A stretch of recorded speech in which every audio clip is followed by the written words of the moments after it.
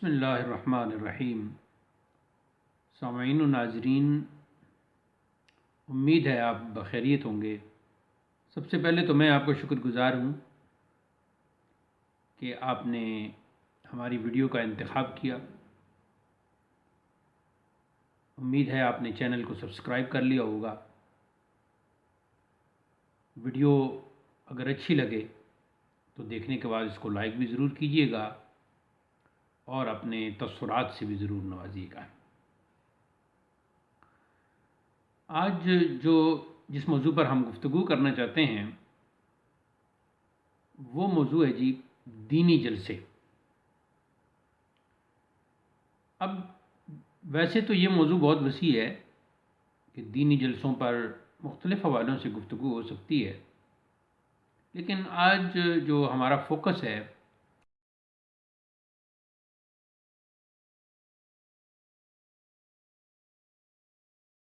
وہ اس بات پر ہوگا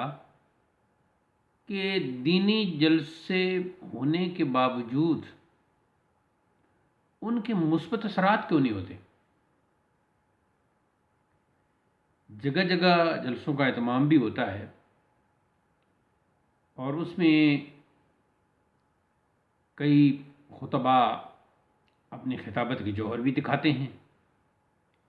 اور نعت خوان نعت کے ہدایہ بھی پیش کرتے ہیں۔ بعض جگہوں پر تلاوت کا بھی اہتمام ہوتا ہے۔ کوئی قاری صاحب باہر سے آتے ہیں اور وہ اس علاقے میں آ کر کئی آیات تلاوت کر کے لوگوں کو مسحور کرتے ہیں، اور کھانے پینے کا انتظام بھی ہوتا ہے جلسوں پر، لیکن ان کے دینی اور مثبت اثرات کیوں نہیں ہوتے سوسائٹی پر، سماج پر، معاشرے پر۔ جیسے کوئی یوں کہے کہ بھئی فلاں مسجد میں تو بہت نمازی ہوتے ہیں اور وہ مسجد بالکل بھری ہوتی ہے، دل دھرنے کی جگہ نہیں ہوتی، یعنی سینکڑوں نمازی ایٹ اے ٹائم وہاں نماز ادا کر رہے ہوتے ہیں۔ تو اگر وہ حقیقی نماز ادا کر رہے ہیں تو پھر وہ باہر نکل کر سماج پر ان کے اثرات کیوں نہیں ہوتے، مثبت اثرات کیوں نہیں ہوتے؟ تو یہ واقعی ایک دردناک سوال ہے۔ دراصل ہم نے دینی جلسوں کو، دینی اس کا نام تو ہوتا ہے اور اس میں خطابات بھی ہوتی ہیں، تقریریں بھی ہوتی ہیں، لیکن اس میں اگر کوئی چیز نہیں ہوتی تو وہ ہے تربیت۔ ہمارے خطباء کی معذرت کے ساتھ تربیت والی گفتگو نہیں ہوتی۔ اچھا، کچھ خطیب تو ایسے ہوتے ہیں کہ وہ شعر پڑھ رہے ہیں، اچھا شعر پڑھتے جا رہے ہیں، اب میں خود شاعر ہوں۔ شعری ذوق تو ایک ذوق ہے، اس شعری ذوق کو، شعر سننے والے کو ایک اس کے ذوق کو جلا ضرور ملتی ہے۔ اگر کوئی شاعر بیٹھا ہو تو وہ بھی اچھا قافیہ، اچھی زمین، اچھی ردیف، اچھے مضامین دے کر وہ بھی مسرور ہوتا ہے، اور اگر دھن کے ساتھ، اچھی دھن کے ساتھ، اچھی آواز کے ساتھ اشعار پیش کی جا رہے ہوں تو کانوں کو بھی ایک لطف بہرحال ملتا ہے کہ موسیقی کی اپنی ایک اہمیت اور اس کی اپنی ایک افادیت ہے، اور وہ ایک قدرتی چیز ہے، اس سے انکار نہیں کیا جا سکتا۔ پرندوں کی آوازیں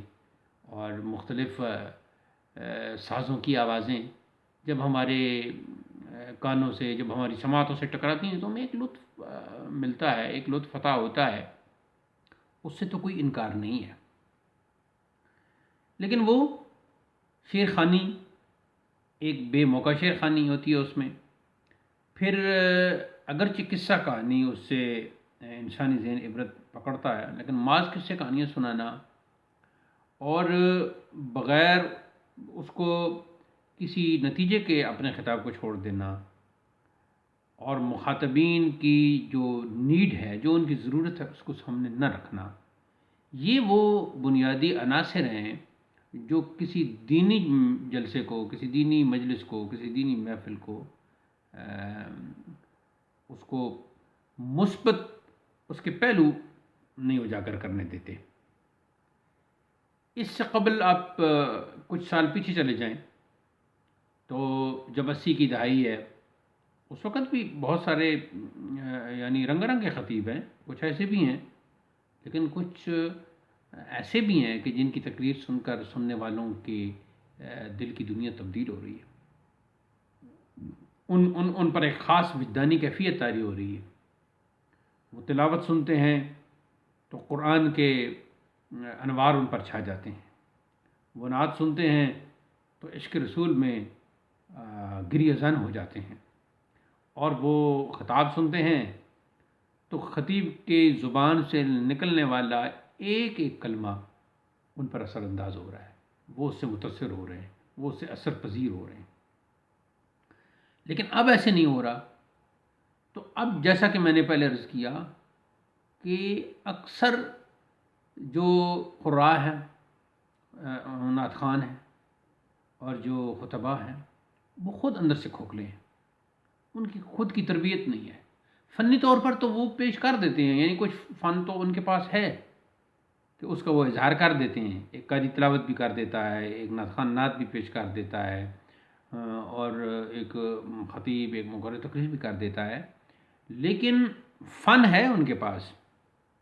جس کے پاس جتنا بھی ہے۔ یعنی ہم وہ فن کو فی الحال نہیں ناپ رہے کہ فلاں کے پاس فن زیادہ ہے، فلاں کے پاس نام ہے لیکن فن نہیں، تو فنی طور پر تو اس کا اظہار ہو رہا ہے، لیکن ان کے پاس روحانیت نہیں ہے، ان کے پاس اخلاص نہیں ہے، ان کے پاس محبت نہیں ہے، ان کے پاس وہ درد نہیں ہے جو تبلیغ کے پیچھے درد ہوتا ہے،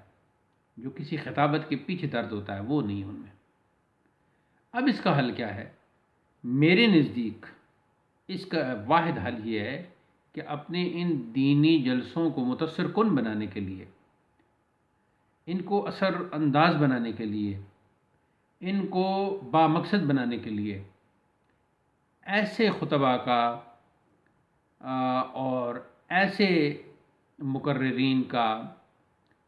انتخاب کیا جائے جو صاحبان خلوص ہوں۔ ظاہر ہے صاحبان علم تو ہوں ہی، اور خطابت کے فن اور گفتگو کے فن سے تو آگاہ ہوں ہی، لیکن صاحبان خلوص ہوں، ان کی خود کی تربیت ہوئی ہو۔ اگر ان کی خود کی تربیت ہوئی ہے تو تب وہ دوسروں کی تربیت کر سکیں گے۔ ان کا تعلق کسی شیخ کے ساتھ ہو، کسی سلسلہ کے ساتھ ہو، چاہے جس سلسلہ کے ساتھ بھی ہو۔ دوسری بات یہ ہے کہ وہ عقائد کے اعتبار سے خود بالکل پختہ ہوں، تسلب دینی رکھتے ہوں۔ اور اگر شخصیات کی بات کی جائے تو وہ خطباء، وہ علماء، وہ مقررین جو اعلی حضرت امام احمد رضا خان فاضل بریلوی قدس سرہ کے مسلک پر چلنے والے ہیں، یعنی عقائد اہل سنت و جماعت اور معمولات اہل سنت و جماعت کی جو تشریح اور جو توضیح اعلی حضرت نے کی ہے، اور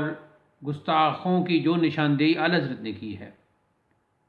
یہ ہے مسلک اعلی حضرت۔ اس پر جو چلنے والے ہوں ان کا انتخاب کریں تو انشاءاللہ جب وہ عقائد بیان کریں گے، جب وہ قائد اہل سنت بیان کریں گے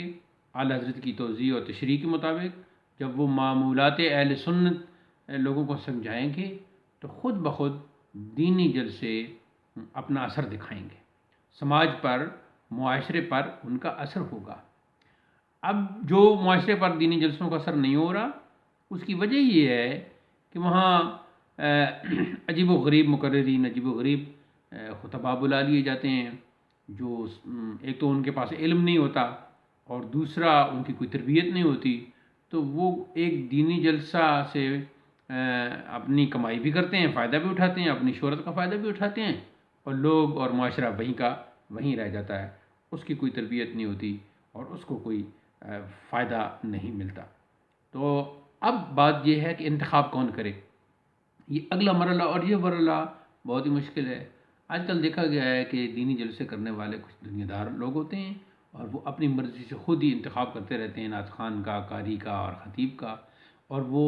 جو ان کے قریب کے علماء ہوتے ہیں، جو حقیقی علماء ہوتے ہیں، ان سے وہ رابطہ نہیں کرتے۔ یہ ایک بہت بڑی خرابی ہے، اس کو بھی علماء ہی روک سکتے ہیں۔ جو جمعہ پڑھانے والے خطباء اور علماء ہیں ان کی چونکہ اپنے محلے پر اور ایسے افراد پر ان کی نظر ہوتی ہے، تو ان کو چاہیے کہ ایسے افراد کو پابند کریں، اصولوں اور ضوابط کا انہیں پابند کریں، تاکہ دینی جلسے بہتر سے بہتر انداز میں ہوں اور وہ معاشرے پر ان کا بہترین اثر ہو، اور ہر دینی جلسہ ایک تربیتی مرکز ہو۔ پھر موضوعات کا انتخاب ہو، اور موضوعات کا انتخاب بھی مرحلہ وار ہو۔ اس میں پھر دینی جلسہ مناسبت سے بھی کیا جا سکتا ہے کہ اگر رمضان کا موقع ہے تو لوگوں کو رمضان کی آمد رمضان، اس کی تیاری کے لیے لوگوں کو تیار کرنا ہے، تو وہ اس مناسبت سے دینی جلسہ ہو، اور گفتگو چاہے ایک کرنے والا ہو چاہے دو ہوں، تو اس مناسبت سے ان کی تیاری ہو، اور پھر وہ آگے جلسے میں اپنے خطابات کرے۔ ایسے ہی گفتگو کے لیے مدرسین کا انتخاب بھی کیا جائے، وہ مدرسین جو مختلف مدارس میں علوم اسلامیہ کی تدریس فرما رہے ہیں، اور جو مدرس جس فن میں، جس علم میں یا جس حوالے سے وہ مشہور ہو، یا اس کو اس پر ایک اتھارٹی اور کمانڈ حاصل ہو، تو وہ اس موضوع پر گفتگو کرے۔ تو اگر ایسے کیا جائے تو پھر میلاد النبی کے جلسے ہوں، معراج النبی کے جلسے ہوں، رمضان کے پروگرام ہوں، یا دیگر مہینوں سے یا دیگر مناسبات سے، یا آراس ہیں، مشائخ کے عرس ہیں، علماء کے عرس ہیں، تو یہ تمام پھر آراس کی ایک ترتیب بنائی جا سکتی ہے، اور ان کو مفید سے مفید تر اور مفید تر سے مفید ترین بنایا جا سکتا ہے۔ اللہ تعالیٰ ہمیں توفیق دے کہ ہم عصری تقاضوں کو سمجھیں اور اپنے دینی جلسوں کو بہتر سے بہترین کریں۔ وآخر دعوانا الحمدللہ رب العالمین۔ السلام علیکم ورحمۃ اللہ۔